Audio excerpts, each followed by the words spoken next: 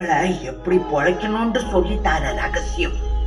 கையில கிடைக்கிற காசை செலவுக்கு போக நாளைக்கு ஒண்ணுன்னு கொஞ்சண்டாவது சேர்த்து வச்சு வந்தோண்டா ஒரு நாள் எதிர்பாராம ஏதாவது ஒண்ணு நடந்து வெறுங்கைய வலிச்சு திங்கிற வேலை வரப்ப அவ அத்தனை நாள் சிக்கனமா பொழைச்ச பொழைப்பே யாருக்கையும் எதிர்பார்க்காம அடுத்த குழியில அவளுக்கு சேமிப்பா திரும்பி வரும்.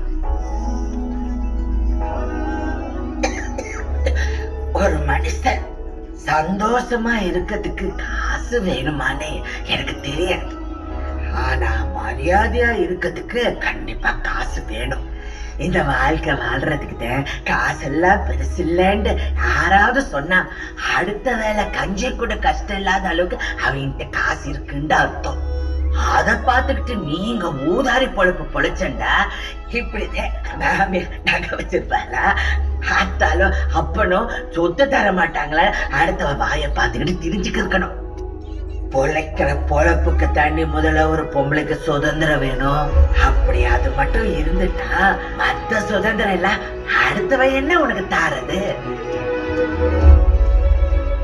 அப்படி நீ மாறிக்கிட்டேன்டா 60 வயசுல நான் புரிஞ்சுக்கிட்ட சுதந்திரம் 30 வயசுல என் மவளுக்கு கிடைச்ச சுதந்திரம் 18 வயசுல என் பேத்திக்கு கிடைக்க போற சுதந்திரம் நாளைக்கு அவ மக பிறக்கும் போதே கிடைச்சிடும்.